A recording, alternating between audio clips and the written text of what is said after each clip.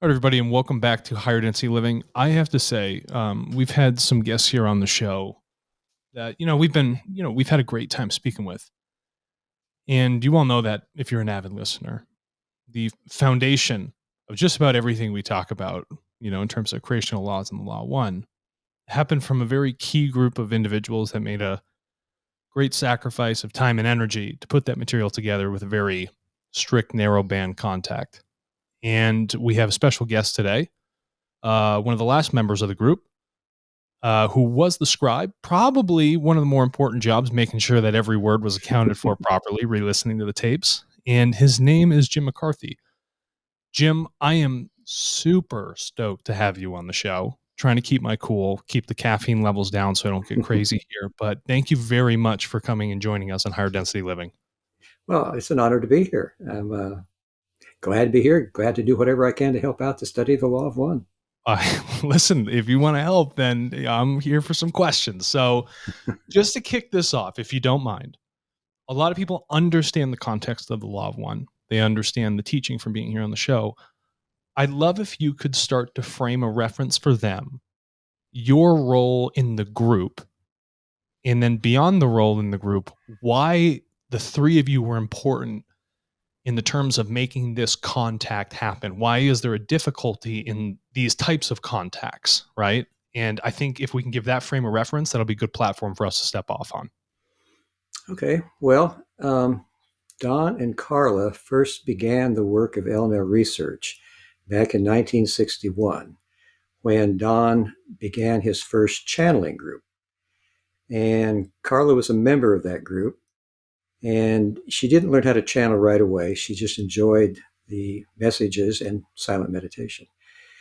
Then in 1968, there was a marriage in there. She was a member of that group because her boyfriend was a student of Don's. He was a physics professor, and he was doing this experiment to see if channeling would happen if people got together under the right conditions, but he didn't tell them it was supposed to be channeling. And so it didn't work out scientifically. The fellow who he found out about how to do this from Detroit came down and channeled their contact, Hatan, which was a planetary mind that the fellow had had a face-to-face encounter with in the early 50s and had what was called then the lingering telepathic contact. So Don got this information, which we call the Brown Notebook, on how you could do it yourself. Start a group that wants to know spiritual principles, and that those of Hatan, this planetary mind, would channel them through you. But Don, being a scientist, wanted to see if this would happen by itself. And Carla was a member of that group. And what happened was there were 12 in the group, and everybody started making funny sounds with their lips and their mouths, smacking and slurping, and Carla couldn't help but laugh. So nothing came through as far as messages. And what happened was later, Walt Rogers from Detroit, the fellow who started the group, came down and channeled Hatan, and Hatan said, "We have contact with you. You're just afraid to speak because you think you're making it up. So say the words that are in your mind, analyze it after the process is over, because if you analyze it while it's going on, you'll stop it."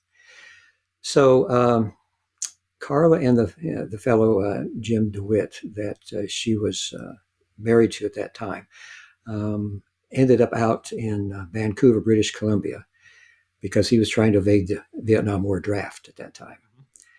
And things eventually turned out that he didn't want to be married anymore, so he asked her for a divorce, and she was happy to grant it because it had been an unusual situation. They got together to be a singing group that would be the opening act for Peter, Paul, and Mary.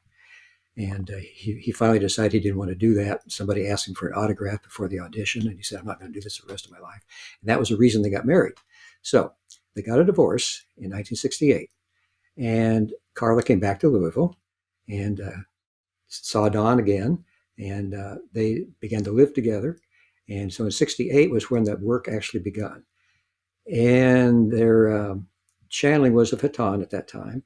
But all the members of that original group eventually moved away. And there was nobody left to learn how to channel except for Carla. So Don said, "Would you mind learning how to channel?" That was 1974. So she said, "Okay." And she turned out she had a skill for it, a real skill. So she began by channeling Hatan, fourth density planet, theory mind. And then about 4 years later, 78, she began by channeling La Tui, fifth density. So it moved from the love to the wisdom density, and got very good information. And so all this time, Don had been investigating UFOs for 25 years. So he had that experience. He had been in science. He discovered everything science had to know, but science couldn't answer his questions. He was now getting information from these channelings that answered his big questions, like, are we alone in the universe? How big is the universe? How was it made? So in 1979, I met Don and Carla, and I was living in central Kentucky at that time, living in a log cabin off the grid for about 6 years. And I had met them after discovering that they were interviewed in a radio show, and that I happened to have a battery-powered radio, and I heard about that. And some friends of mine said, well, we know Don and Carla, we can introduce you. So in 79, I met them. I helped them move to the location we eventually had the Law of One contact in, raw contact. And they invited me to join them in 1980. So I joined Don and Carla officially in December 23rd, 1980, and 3 weeks later, the raw contact began. So it seems like it was necessary in order for us to be together and to commit ourselves to this work in order for that to happen. It happened, oddly enough, I missed the first raw contact because I was out shopping for groceries, and Don and Carla were teaching a Sunday night meditation member how to channel. And it was at that time that Ra first made their contact. So I walked through the door of the living room where the session was going on with my arms full of groceries. And then I think it's question number 9 says, Ra said, we have to pause and deepen this instrument's concentration and meditation, because I just interrupted the first Ra contact. So after that, it seemed like 3 is the minimum number for any type of a contact, no matter whether it's conscious channeling, trance channeling, or the type of trance channeling that Carla engaged in, which was she left her body and was not aware of what was going on. For her, it was like going to sleep and waking up. So we needed to have 3 people. And Don had the expertise. He had all these years of investigating UFOs, of channeling, and science behind him as well. And Carla had learned that she had a gift for this channeling. And my role seemed to be able to record, run the tape recorder, and then transcribe it afterwards. But later on, there was an even more important role that I played that helped the raw contact to be longer, each session longer. We discovered by accident, and Ra couldn't tell us these things because it was a free will contact. Our free will is of utmost importance. We had to discover a lot of this stuff ourselves. And one of the things we discovered was that if we had a sexual energy transfer the night before the contact was much longer than if we had not. We discovered that about session 16, which was 62 questions long. Okay. So that's the way it works. Yeah, all right. So I understand from reading the material that the connection between one entity and one entity through physical intercourse also has essentially another spiritual energy transfer that happens, creating essentially a hyper unity between both of these entities. Now, are you saying that the 3 of you were a part of this event to drive the energy all together? No, Don was celibate, and he had been for some time.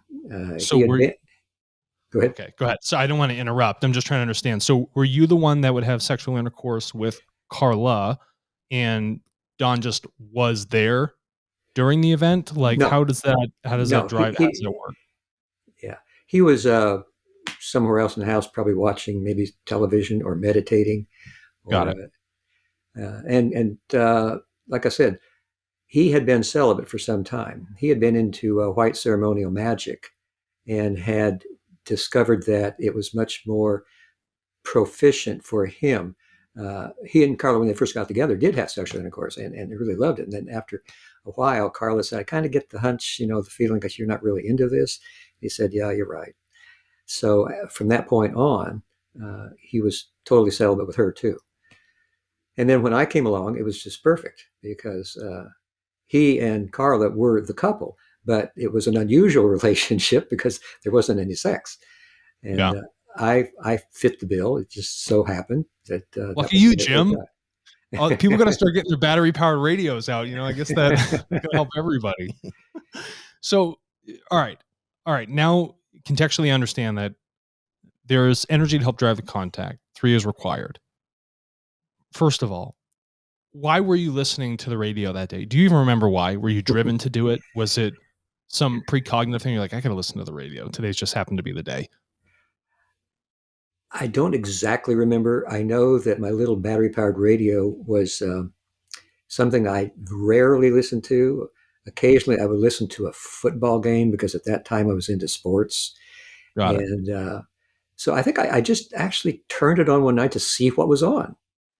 And in Lexington, Kentucky, which was about 60 miles away, there's station WKQQ radio, and they were doing an interview with Don Elkins, Carla Rueckert about the topic of UFOs. But they were talking about the philosophy that they had heard from these supposed extraterrestrial beings, and it just fascinated me. And I thought, this is what I'm here for. And so it took a while. It took about 6 months to meet them. I was a member of a food co-op. This was part of the Back to the Land movement of the mid-'70s. College-educated hippies went back to the land to follow Thoreau's idea of simplify, simplify. Yeah. So we had food co-ops to buy food we couldn't grow. And folks on the other side of the same county I lived in they knew Don and Carla, but I didn't know that when I started talking to them. I said, I heard an interview that a couple of weeks ago about UFOs. It was Don Elkins and Carla Rueckert. They said, we're members of the meditation group. We can introduce you. So that's how it all came together with synchronicities. It's interesting because, well, a lot of people, when they think, highly spiritual, high vibration, no one's thinking Kentucky. They're thinking Sedona, Arizona. They're thinking Mount Shasta. You know what I mean? Like, Right.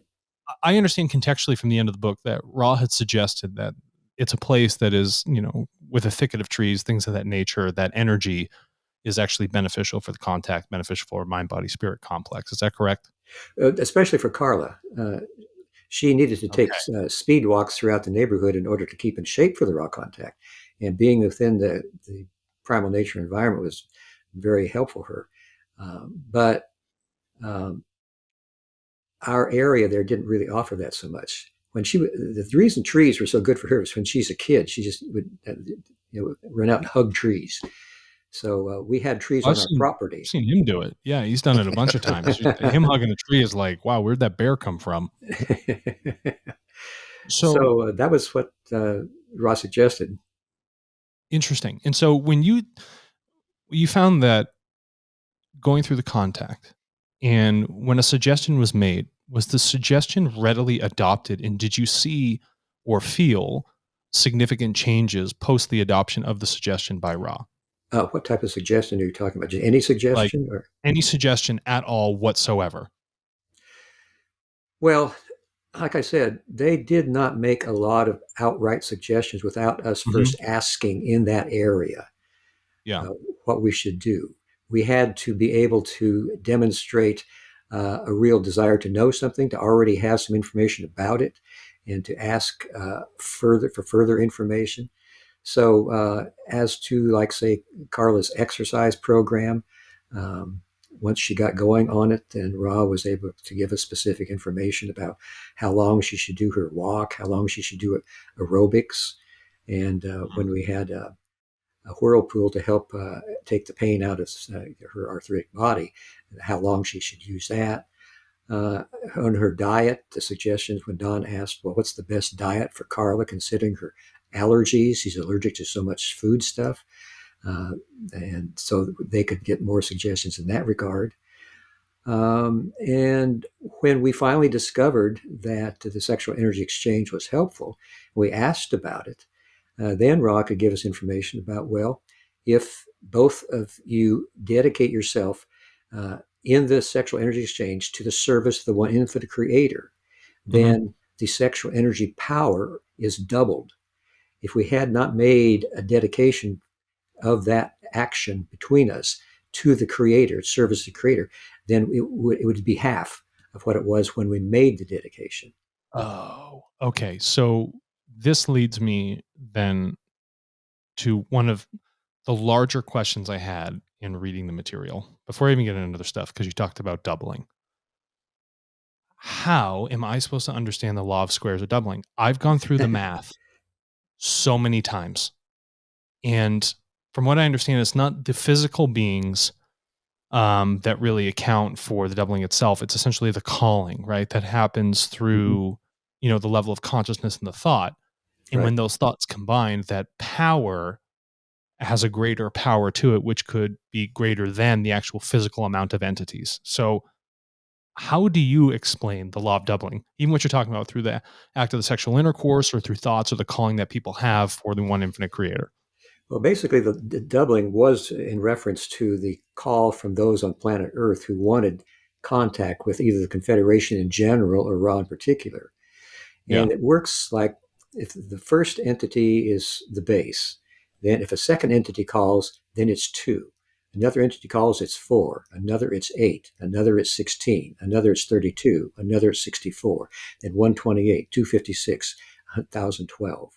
So 10 people would equal 1012 by the law of Oh, doubling. I didn't realize it was that simple. Oh my gosh. I'm looking at factorials. I'm looking at, doing the squares to oh Well, my Don did gosh. that too. Don Oh, did the very same thing. It took a while oh for us my to God. figure it out. I'm like, law of doubling. Perfect. Yeah, I can figure this out. I'm like, how did I get this math? I'm like, it's not making any sense to me. This is great. I'm liberated now. Thank you. Yeah, I wanted to kind of stay with the theme of this so that our listeners understand. And you're talking about aerobics and diet and all that. Can you get into a little bit about the strain on Carla and kind of a little bit more into detail about watching her go through the Mm. process and you guys having that alignment? Well, Carla bore the brunt of a lot of difficulties because she had chosen arthritis before this incarnation as a means to focus inwardly on her spiritual path and not be wasting her energy in the outer world, because she loved to go out to dance and to party and sing. And so focusing with the arthritis was the way that she kept herself looking towards meditation, contemplation, prayer, and channeling. But the arthritis also offered what the Ra called a target of opportunity for our friend of negative polarity that had been attracted to our group because of the light that we were producing, the light that has the ability to cause changes in consciousness. When positive entities produce this type of light, any positive entities, they will attract negatively oriented entities because that is the way it needs to be. It's a balancing factor. If there is positive information produced on a planet to help the planet's growth, then the negative forces need to have the same opportunity to present their point of view. And the Makes way sense. that the negative entities presented their point of view is to try to stop our raw contact. And the problems that Carla had with pain were accentuated by our negative entities. So the pain was more. And another way that they could do it, they could not put a problem in front of us we had not chosen of our own free will. If we had any kind of disharmony with each other or someone else that moved us away from the light that we stood in while we were in the raw contact, that free will choice could be accentuated. So what was really happening, it didn't happen often, but it was kind of like a left-handed compliment. Okay, that got accentuated. That means I need to work on that. So that was Okay. part of what Carla had to go through because of her arthritis. S- all right. All right. All right. All right. I'm trying to wrap my head around this. If there's a negatively oriented entity sees that there's a large production of light or positive service to other energy occurring within a group, they can't come in and just like start shoving you around in the room. But what they can do is focus the power into essentially a chain of cause and effects you guys have already chosen as a group through your own free will. They're not essentially manipulating energies on their own accord that didn't already exist. Is that what I understand? They That's right. essentially exacerbate choices you've already made. So Right. it's interesting. This is really funny. The negatively oriented entity is still highly respectful of the law of free will, right? But they use it to their advantage to do essentially a service to self-harm to those individuals. They're saying, oh, you made this choice. I'm glad you made it. I'm just going to essentially put more energy into that thing which you already chose to go down the path of. Is that how I'm understanding this? Right. They put a magnifying glass on it, That's make it bigger. so interesting. Now, there's another tactic they use too that they couldn't use with the raw contact because it was trance. We did a protective circle. We used banishing ritual of lesser pentagram that provide protection in the room, walking the circle of one that raw gave us. But other I was just about to groups, ask you this.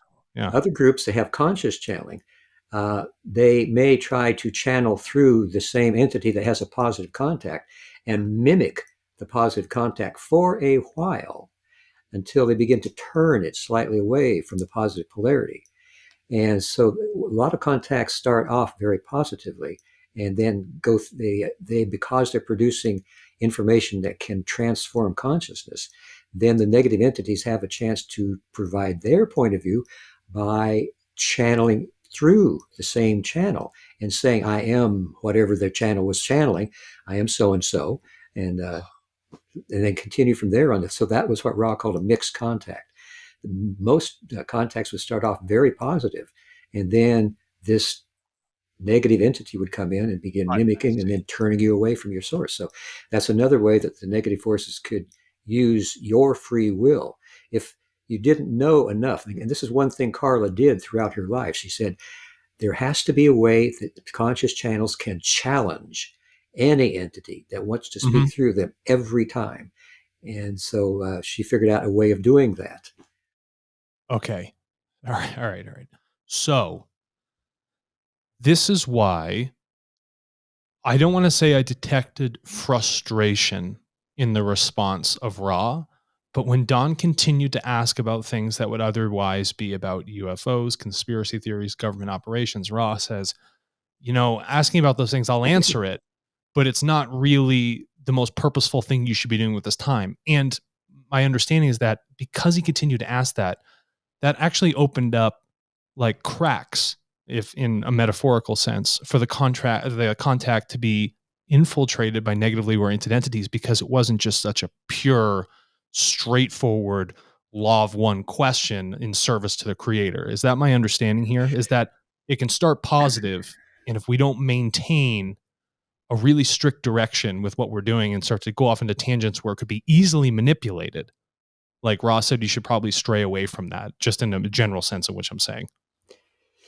That's basically correct. The way that it would work, though, during the raw contacts is since they could not get through to channel and mix the contact, was that we would gradually lose the contact. There would be less and less opportunity for us to work with Ra if we ask what they called transient questions, if they weren't about the evolution of mind, body, and spirit, and how we move forward on our spiritual paths. There was a certain amount of these transient questions that was acceptable. But if we continued, and the session number 8 is full of the transient questions that we got about the secret government program for UFOs and these weapons that were used and so forth. If we had continued along that path, we could easily have lost the contact. I'm not sure exactly how we would have lost it, but Ross said that could happen. And we needed to keep those transient questions to a minimum. And they went along with a certain amount of it because Don said many times that sometimes he just didn't know exactly how to get into a subject, how to get a foothold into it, how to make a beginning approach so that there might be information of value that could be discovered if you go through this door of his first questioning. So Makes many sense. times you'll see Don saying, I'm sorry for the stupid questions. I'm just trying to get a foothold here. I don't know if there's going to be anything of value here. Please tell me if I'm not going in the right direction. But what I'd like to know is, and then he would ask a question. And cattle mutilations was one thing that we got into that he discovered that we should not get into that too much because it was not of importance. But the important things are principles that are good now and forever, 10,000, a million years from now. So that's what we tried to stick with. And we had to learn that the hard way too. And one way we learned it, well, oddly enough, the accoutrements or the appurtenances, the Bible, the incense, the chalice of water, and the candle. They were lined up in a certain way because Carla was in her church. She was in the altar guild, and she used these very items to to dress the altar on the Sundays it was her turn to do that. So Ra used these because they had meaning to her in her spiritual journey. However, they would say something at the end. Don would ask, well, is there anything we can do to make the instrument more comfortable or to improve the The contact, alignment. the Mhm. alignment? So the alignment became a code. So we discovered after a while they weren't just talking about how those accoutrements were lined up. They were talking about a line of questioning. So Wow. they would say, I was always curious. Yeah. the chalice is 2/10 of a degree off of perpendicularity. We thought to ourselves, how in the world can we get 2/10 of a degree of change to make any difference? That's got to mean something else. And it was our line of questioning. Does that, Jim, does that mean that thoughts and the radiance of a thought actually carries an angle to it or a geometric pattern like everything else in this world? Because Ra talks a lot about energy being crystalline.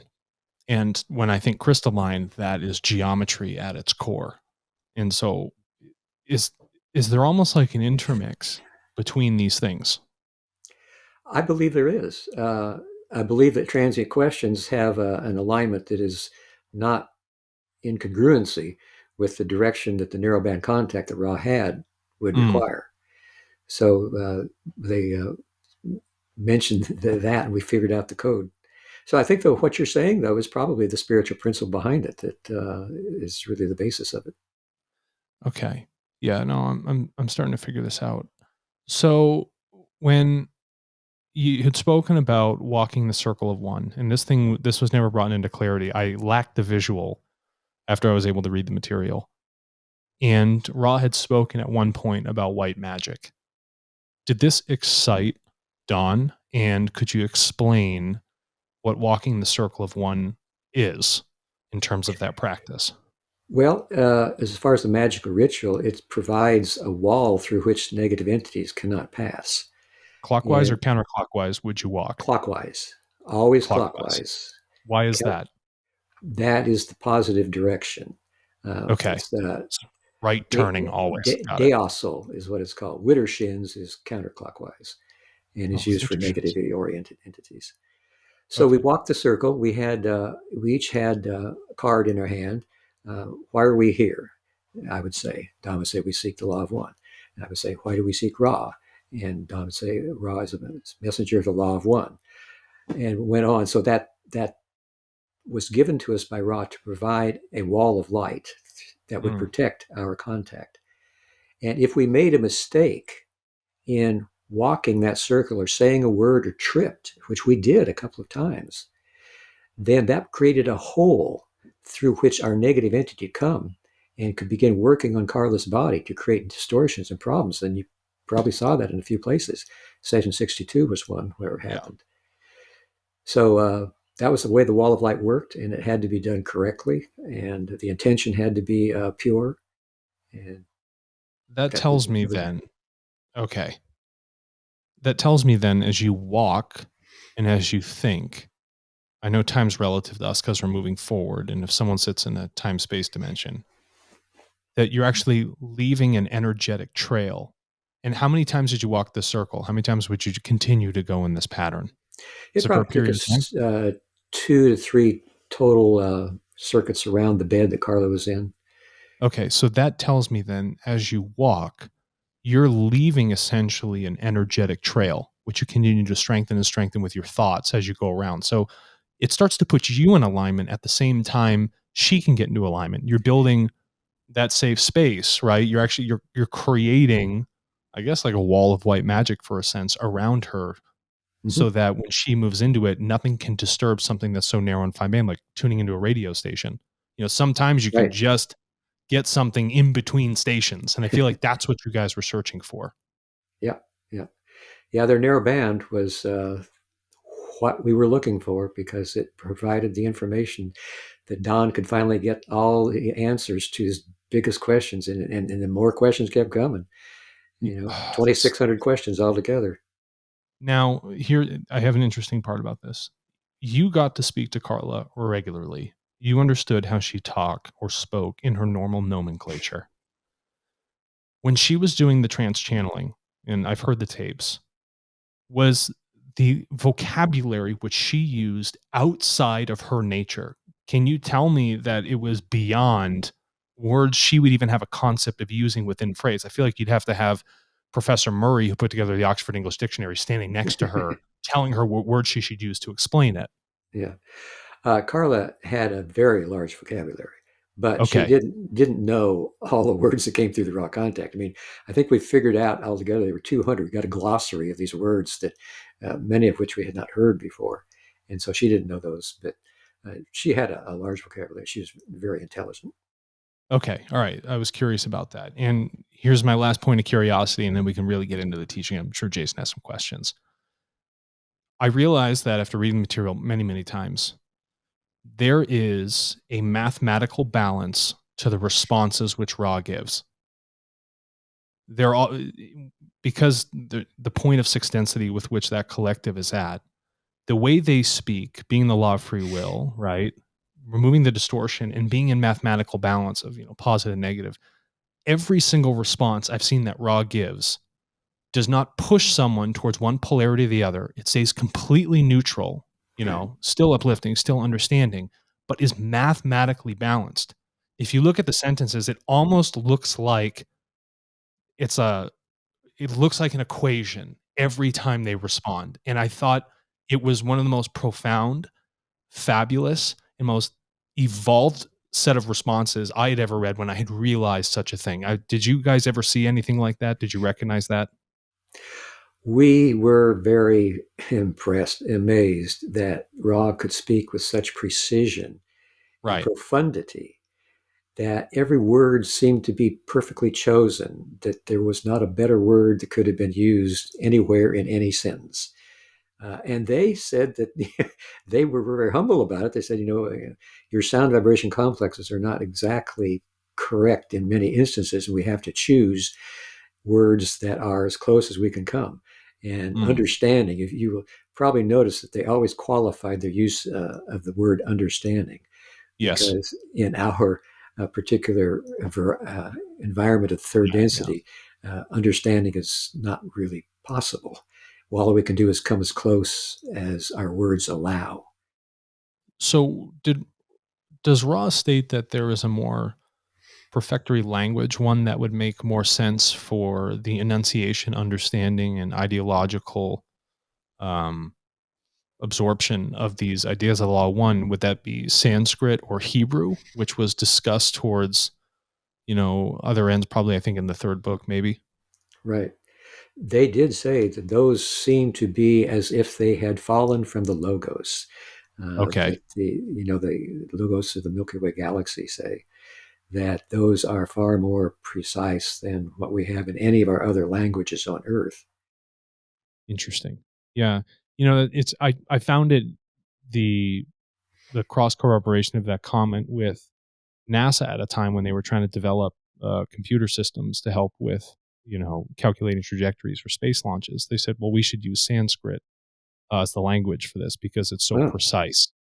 And I thought it was really interesting that there was a shared feeling between someone who just deducted that, over at NASA, and also what Ra is saying in terms of yeah, something coming from the logos, essentially coming from logic. it's Um, fascinating. yeah, and I thought it was fascinating. Yeah, I mean that's the stuff that really gets me excited. So I'll pass something over to Jason. I know he's got a couple of questions, and then I'll be quiet for a little bit. Yeah, Jim, I wanted to kind of stay with the narrative and explain because we have a lot of young people that listen to our episodes. So, can you go into detail about you being the scribe and how Carla, like how slow it was, and just to kind of paint this narrative a little bit more? Well, I think it was a very happy coincidence that Rod channeled the words about the same speed I could type. And That's hysterical. yeah, Wow. back in those days, it was a electric typewriter I was using, and it was a little more difficult to say than using a computer these days, which I'm a little quicker on the computer. So Hmm. it was perfect for that. And Don was out in the hall after the sessions, pacing back and forth, waiting for me to get done with the next page. And it was such a blessed time. So you did it. So you did it page at a time while she was. Oh no, Like, no, there were three tape recorders running, just in case one or more of them failed. We didn't let Carla touch the tape recorders because she had a bad effect on electromagnetic equipment. It wouldn't work for her. So we had three of them going. And when the session was over, then I would go back into the office and begin the transcribing. And Carla would get ready to, after I was done the transcribing, she and I would take a speed walk. So she was getting ready to do that. But I would do the transcribing after that. And it would, like I said, it would be just perfect as far as the speed of their transmission. If you say you've heard the tape, so you know how yes. slow at a set pace that they were given, and their words were enunciated with perfection. And I never really understood how Don was able to know when one sentence was over and another one began. He Oh, was that's able to interesting. hear and understand what Ross said, and then ask another question, another very intelligent question. And I was right there too, and I wouldn't be able to do that. So he had his skills, fortunately, and I had mine, and that All helped. right. Oh my God, I just have just this wealth of questions here. And I know this may seem a little off. The silver specks. Please tell me about the silver specks. I need to understand that. And I have to understand the ringing in the ears, not tinnitus, but I'm saying when the noise gets knocked out, left side, right side, or double tonal directly in the top center. Can you Yeah. just elaborate on that for me? Well, all of us as spiritual seekers, as we travel our paths, find that there is help from our guides that lets us know when we're on the right track. If we're thinking of something, well, should I do this or should I do that? Uh, Signals are given in different ways. People have different ways of getting these signals. And one of the ways that we got signals was these little silver specks would show up on one of the three of us while we were talking about what we wanted to do or whether we should do it or how we should do it. And so if a silver speck showed up, then we knew that that was it. Now, another way was the tones in the ear. A tone in the right ear usually meant yes. A tone in the left ear usually meant no. And a tone above the head meant yes, and this is especially good thing to do. It had a Wow. balance to it. There was more than just yes and no. And other people maybe they would see repeating numbers on signs or something, or their totem animal or a bird would fly by when they're thinking something. There's all kinds of ways of people getting these signals, and this was just what happened to us. So, okay. And when you say speck, like, we talking really tiny, but it would just show Oh up in a yeah, spot where you're like, oh my gosh, like, where'd that come from? yeah, probably an eighth to a 16th of an inch square, and most of them were silver. Some of them were gold. Most of them were square. Some of them were hexagonal. Um, Interesting. and I still have some of those from those times. They Oh, stayed you've around. collected. They don't dissipate. This thing materializes, and then you can No, still have those things. yeah, we still have them. That's fabulous. I usually have, I will have hawks Oh that yeah. sit outside of a window and stare at me. When I say like sitting outside of the window, I'm saying he's like a foot out the window, or they'll like dive at me as I'm walking around constantly. Like I'm Okay. having a thought. I always find that really interesting. Well, that was the Um, most. Yeah, that was the one that meant the most to us. The it hawk. means the most to me more than anything else. If I'm Yeah. having a thought, and I could be in the most random spot, I'm like, where'd that bird come from? You know? And so it's a very warming feeling for me, just like having the hawk there. I don't know what it is. Oh yeah. Um, so I would like if you could define, you are the scribe. When someone says law of one, how do you define oneness? I think that's important. Everyone and everything is part of the one infinite creator. Okay. And if the infinite creator is a thought, so then this one massive thought is essentially this evolution of consciousness, and we are part and parcel of this evolution. We are all inextricably interlinked because of this creational energy that runs through us. So, regardless of what it is, regardless of what's happening, whether it's a tin can, a bird, a human being, oxygen, the planet itself, all of that at a fundamental level is interconnected with that oneness. Yes. And all of it has been created by that oneness in order that it might know itself better through the Okay. existence of all these things, and especially intelligent beings who make choices, free will choices. Every free will choice teaches the creator more about itself, teaches the spiritual seeker more about itself, and more about the creator. It's interlinked. Everything works together. So it's almost like I have a beehive, essentially, in the form that would be the creator. The creator then sends out these bees, part and parcel of the creation itself. And then they're all going out there learning as they do the pollination or they're sensing changes in weather. And they bring that information back to the hive. And essentially, the hive then evolves. Is that what I'm understanding? So the larger Yeah, part of creation uses smaller creations, almost like an algorithm, to yeah, go out, test, do their thing, repeat this process an infinite amount of times and bring it back to itself so that the larger creation can evolve, which you are a part and parcel of. right. Everything learns as we all interact, including the creator, and especially the creator. And the creator, of course, is within all of us. So it's sometimes it's just beyond words, but even the Yeah. words are very inspiring to know that all of this is a process that we share with each other and with the creator at all times. There is never a time that it doesn't do that we're not helping the creator to learn, that we're not growing in some fashion and helping each other do the same thing. I really like that. And do you feel, Jim, that for you to truly absorb this information and put it into every conscious decision in what you do, was that an easy process for you? Did it happen overnight? And I know I'm front loading these questions for an obvious answer, but I want to hear it from you. Uh, no, because it's easy from time to time to get distracted and to think that what you're doing right now it deserves this type of response, and then later you look at it and say, "Oh, that wasn't quite right." So that's why Ra suggested the balancing exercises. That when we make those deviations from our past, and we all make them, we all have the best of intentions, but we're like Carla said, we're all bozos on this bus. We all have feet of clay up to our necks, so we're going to make what we call mistakes, and this is catalyst. And Ross suggested that we use this catalyst as grist for the mill, as Baba Ram Dass would say, a way to grow. At the end of our day, we took that catalyst that took us out of our heart for a moment, and we intensify it because Ross said the way to balance the type of catalyst is you must intensify it so that it makes a big impression in your mind. And then you image just for a moment the opposite and let that come into your mind just as large. And then you accept yourself for having both of those ways for the creator to know itself within you. And as you continue doing this throughout your life pattern and many life patterns, you discover that you are the same as the creator.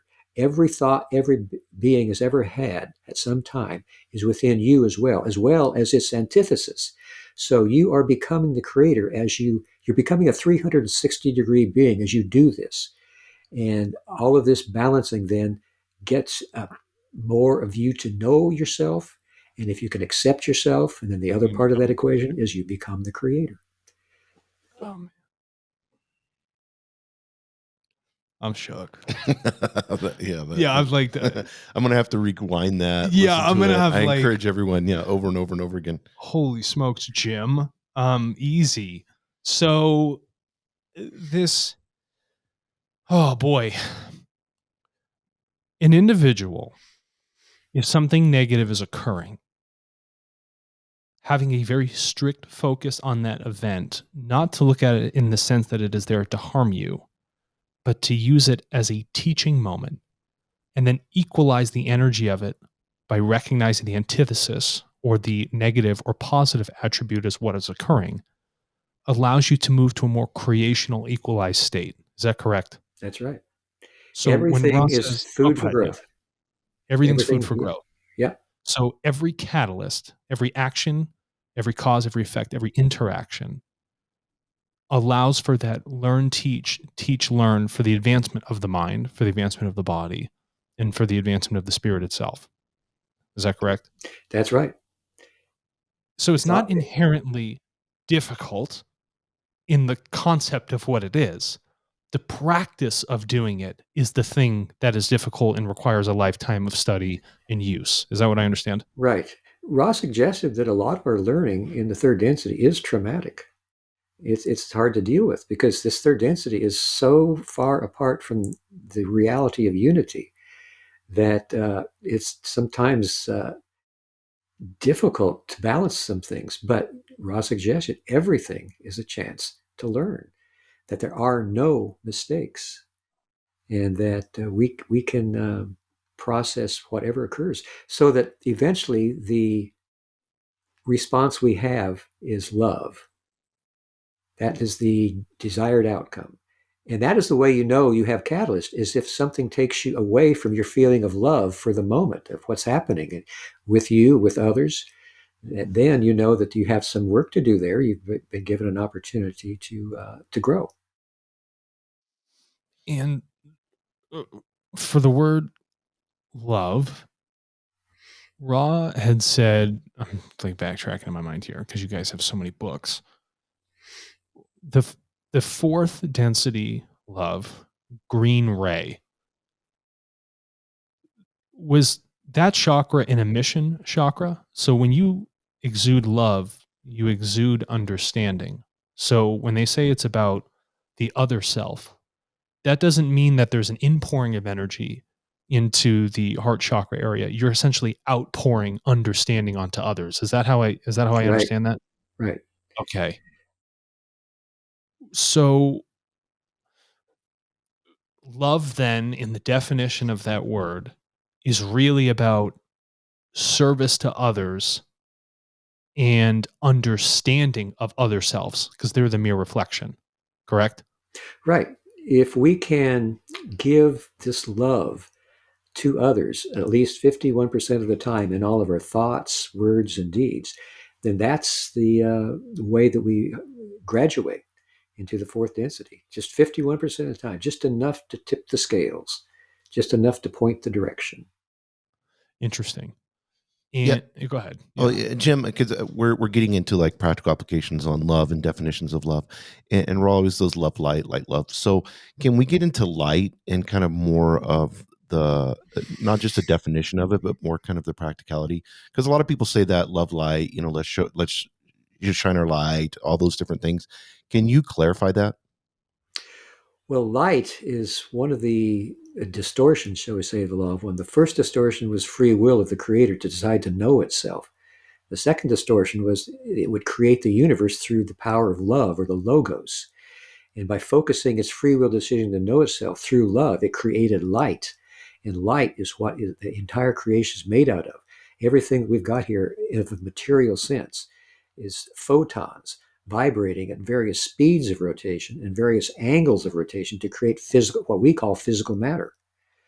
So the light that we can shine as an internal and non-material thing is a light of wisdom that is available to people who have been able to open up their heart chakra and move to the blue ray where the wisdom resides. Now, most people aren't really able to do that in a conscious sense because first you need to get into your heart. And that's the big work of the third density here, of every incarnation.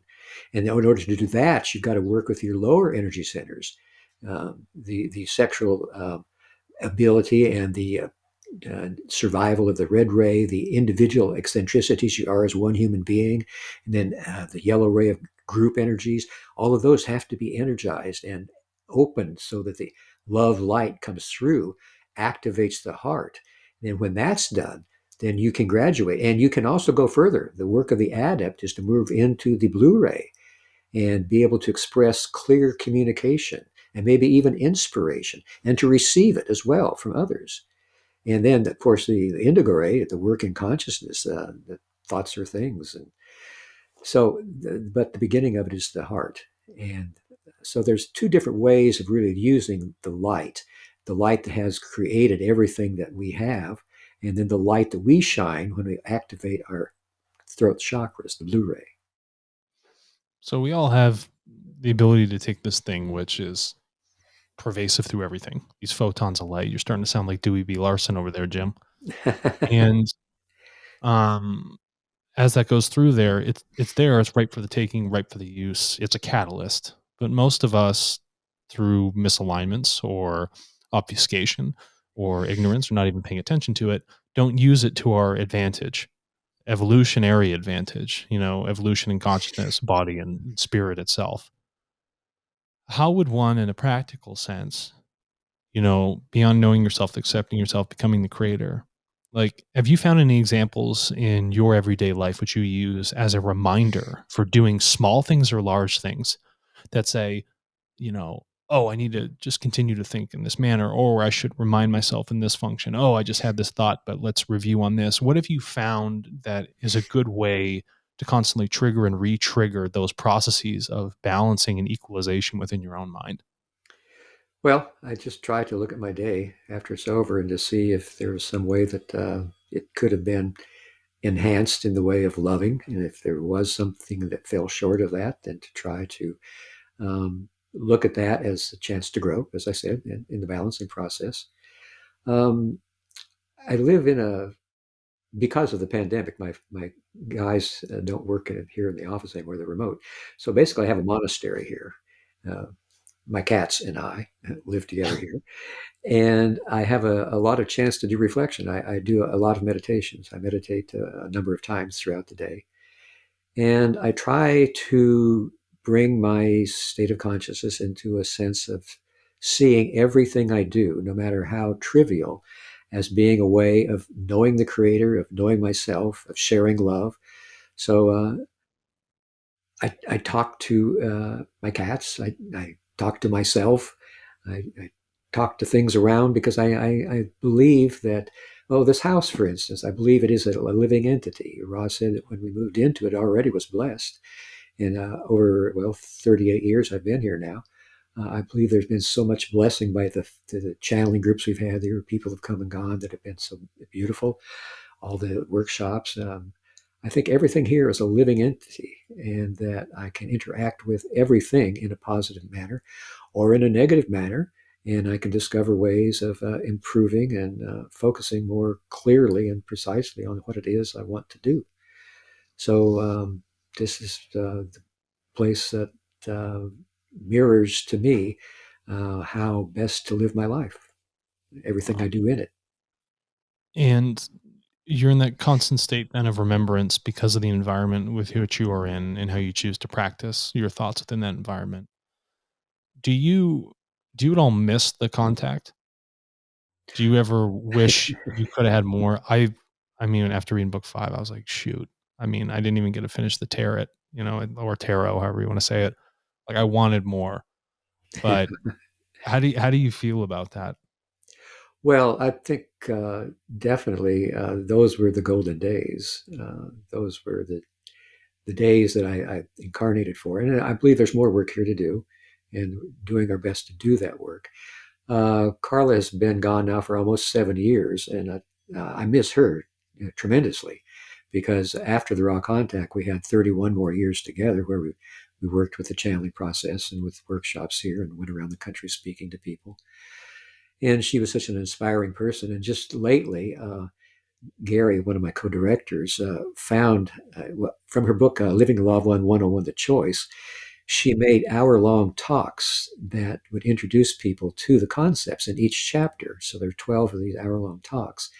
And I did not know they existed. And just recently, I've been able to start listening to them. I'm up to number 9 now, just really a thrill to be able to go back and to remember those days when she was writing the book and when we were working together and being together. So yeah, I miss that tremendously. But I'm very, very glad to be here now because there's still work for me to do. I want to do the Father's will, the Creator's will, uh, whatever it might be. And I believe that all of us are doing that in some regard. But I believe there's also a more potent way of doing that, a more inspiring way that you might call some sort of an enlightenment, I guess. And I'm looking for better and better ways to serve the Creator because I think that's what I've condemned to do for the rest of my life. however long that might be. Makes sense. And I got to ask, Don had asked about the Billy Meyer case. Are you, um, do you have any sort of background with that and understanding of it? Well, Colonel Stevens was involved with Billy Meyer and the Sanjasi and the Pleiades contact. And Don asked about that to Ra to be able to share it with Colonel Stevens. So Ra suggested that there was much positivity in the contact, but it wasn't purely positive. That And would make sense. I I know it intimately. Jason knows it intimately. There is so much corroboration between creational laws, what Ra had shared, and what the Playaran had understood in their level of development. And I can see how there are some negative aspects to it. Is there, from what I understand, a federation and a confederation? Is that how that is set up in the larger sphere of people that kind of overwatch our planet Earth? well, we were always aware of the Confederation of Planets in the service of the Infinite Creator as being the group of social memory complexes or planetary minds that had the honor duty, shall we say, of helping out planets like planet Earth by various ways. Now, we've also heard people call it the Federation. So I don't know of a federation that is separate from the Confederation, Got but it. there could be. I really don't know. All right. Yeah, I was just interested. I was interested to know. And when Ra talked about the Orion group, um, from what I understand in the Meyer cases, there's actually a link between the Playaran history and the very negative ones that broke off and went to the Orion sector. Time shifted, of course, in space time. And how Ra even talks about negatively oriented entities that are advanced and evolved that live in that area of space that are still doing, essentially ill will or control or negatively energize things towards the planet itself. Mm. So I thought there must be some sort of connection between the work you are doing, right? And that same group through their own history that resides in the Orion sector, trying to prevent the message of the three of you in the Law of One, which you were speaking about. I just found that was incredibly interesting in the coincidence of those facts that were essentially given. Right. So then, you've been with us for 57 minutes now. I would like to know, we're big bookworms over here. Apart from the material, the raw material here, what else are you reading or have you found throughout your past that has been beneficial to read as more study material that is supplementary to the information that you may find in the Law of One work here? Well, I've been recently reading the Bhagavad Gita. Uh, I have a friend who is engaged in a huge writing project comparing the Law of One with the five major world religions. And he feels that the Bhagavad Gita, for him, is even better than the Law of One. But the two together are the best that one could imagine. So he's been writing this project for about the last 6 or 8 years. And I've been reading some of his work, and it's very well done. He's had a lot of experience, been living in India, so he knows about Islam and Hinduism and Buddhism, and then Christianity and Judaism. He was raised Jewish, so he knows that. He's lived in a Christian country, so he has a lot of information to share with people. So I'm reading his transcripts. He sends me his latest chapters as he's finished writing them. So that's been very inspiring, and hopefully we'll be able to offer that one day when he's got it done to people to read. But the Bhagavad Gita I've been reading. Recently, I've been reading a book, Peace Pilgrim, that Carla mentioned in 101. And she was the woman who just gave up all of her worldly attachments and had only the clothes she wore and walked across the United States, I think, 5 times from 1953 to 1981. And was operating under the thesis that the only way for world peace to occur is if each person is able to achieve an inner peace. Mm. And then the communities have peace and so forth. So she dedicated her entire life to doing that, and she walked until someone offered her a place to rest. She fasted until someone offered her food. She was a very advanced spiritual being, and I read that, and just the words she has to say, it just it opens the heart, and makes me feel like, wow, I've got a distance Yeah. to go yet. Yeah, you got some walking to do, Jim. Yeah. Yeah. And then Troy Caldwell is a friend of ours. He was a retired psychiatrist in Texas. He's written a book, The Adventures in Soul Making. And I've been reading that recently, and it's very inspiring. He had enlightening experiences when he was 18 years old, and then throughout the next few decades, various situations of those experiences. So he's got a lot of good material to share. Initiation was a book that we mentioned in the Raw Contact that I've reread recently. And Don and Carla wrote, pardon? Who authored Initiation? That's a good question. It's all right. I'll ping you later about it, and I'll throw it in the show notes. Yeah. Then let's see. Don and Carla wrote a book that I really thought was wonderful. It's The Crucifixion of Esmeralda Sweetwater. That turned out to be prophetic as well. There were a number of items in there that predicted, we didn't know it at the time, that when they wrote it, things that would happen in LNO research, and, for Don and Carla. So yeah, I've got quite a list of books over there that I've been looking at now. No, I absolutely love that. And Jim, I know we're coming up on time, so I want to kind of ask last question, or second to last, if Alex has one more. But what is it that you could, like I said before, we have a lot of young people that are on our show. What is it that you could say to a young person, you being the OG, the godfather of this, that may have spiritual gifts? Like we always hear people say, I'm a channeler, and they're like 20 something years old, or they're, saying, I can read tarot cards really well. What are some maybe warnings and some encouragement that you could give to somebody young that is as we're seeing this from third to fourth density, this, this spiritual awakening?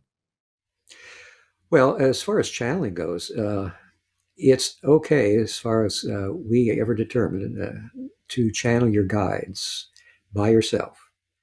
But if you channel external sources like extraterrestrials, you need to have 3 people in the group at the minimum, and you need to determine a way to know who you've got on the line. And the way Carla said you can determine that is figure out what it is on your spiritual path, the heart of your very spiritual being, that you live for and would gladly die for. And then you challenge any entity that wants to channel through you in the name of that essence, whether it's a guide, or like Jesus or Buddha or Lao Tzu, or service to others, or Christ consciousness, whatever it is that really gets you going, the heart of your being, challenge in that name, and do it every time. Because if you are doing anything that's really worthwhile, and I'm sure many people are, it will attract a negative attention because they have a right to give their point of view too, or to stop you from giving yours. So you need to have a way of determining that you've got somebody on the line that is positive, and you need to do it every time you channel. And I would recommend, as a general tool for people, meditation. Meditation is, prayer is the way we talk to the Creator, and meditation is a way we can listen to the Creator.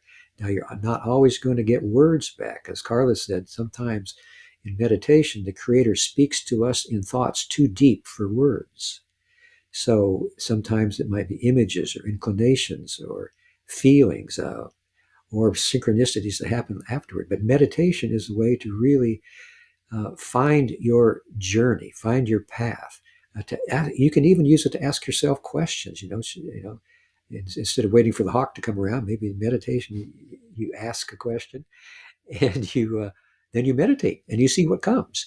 That's worked for me here recently. I'm trying to write the next book for Carla's 101. She left the outlines for 102 and 103, so I've written the first drafts. And I had a question the other day: what does this mean? What is the natural self? It's not a term used anywhere in the Raw Contact, but she mentions it here in chapter 3. for the outline of chapter 3. And I meditated, and all of a sudden I had an answer. Now, I don't know where it came from, but I know that meditation is a tool for finding answers. So meditate. That's always been the Confederation's primary advice. 3 things: meditate, meditate, and meditate. All the 3s. 2 questions. One quick one. Do you ever feel energy just pulse into the nape of your neck? Do you ever get that? Not to the nape of my neck. I feel the energy centers, the chakras, Yeah. active now and then, but I'm not sure about the nape of the neck. Yeah, I get it there all the time. Confirmatory thoughts just slam me on the back of the neck. Oh, And well, that might be your individual way of, that might be your hawk-like event. yeah, I love that. Okay, yeah, just curious. And final question for you, Jim, and I really appreciate all the time. What is something everyone should do today in order for them to help themselves, others, and even share about this information which you have shared with us? How can we all be in service to others? Well, you can make that intention every morning. Have some way of. Carla and I always had what we called a morning offering, where we meditated, we prayed, we sang, and we read from the Law of One and from the Bible and other spiritual works, Joel Goldsmith. She called it a rule of life, so that if you can start your day on this foundation of totally dedicating yourself to spiritual seeking and to being of service to others, then that's probably the best way to start your day. And every now and then, she would say, use the ringing of the phone maybe to remind you of doing that, or a car horn honking to remind you. Find something that happens throughout the day that will reaffirm to you or remind you of what you determined and set your intention for in your morning offering, your equivalent of a morning offering. So those are the best suggestions that I think I can make. It's what I do myself. So. Well, no, I think that's I think it's super practical, and that's really what matters, because then anyone can adopt it. Yes, Jason. Yeah, and just to close the show out, Jim, what is the website and how can people help to get this material out more? We have a brand new website that just debuted last August, www.llresearch.org. And it has all of our channelings from 1973 up to the present time on there. And if people feel like they want to donate, there's a place to donate. But also, I want to let you know that everything that we've ever done at L&L Research through all the years of channeling, all the workshops, is available for free as downloads. If you go to our library, you'll see all the books we've ever had. And if you click on the book cover itself, then there's a chance to download the PDF. So then you can share it with anybody that on your spiritual path that you think might be interested in it. There's not any reason to proselytize. I think if it's meant to happen, people will come your way and they'll say, well, what are you doing? What works for you? And then you can talk about it and share what you've got to share. I think that's fabulous. It was like when Don had asked Ra, like, well, how many people need to show up? And he said, Ra's like, well, if you change one person's mind when they show up, that's enough of a job well done. So, no, I think that's a great. Jim, thank you very much for coming on the show today. Really appreciate it. Yeah, you are the OG, one of the godfathers of the raw material. Thank you for making that happen and being in very service to others, for everyone here trying to evolve on this planet, wanderer or not, third density, fourth density, and up. I sincerely appreciate it. It has a significant impact on my own personal life. Everyone that's listening to the show, I know Jason's life, Yes. himself, and it's rare, but I do actually feel quite honored to have you on here, and I thank you for putting in all of that time to make this become a very material reality for us. Well, I'm very honored to have been here and to be invited. I love to talk about the Law of One. So it's been a great honor for me too. And I want to just let everybody know that there's a lot of love for all of you from L&L Research here. Thank you. Much appreciated.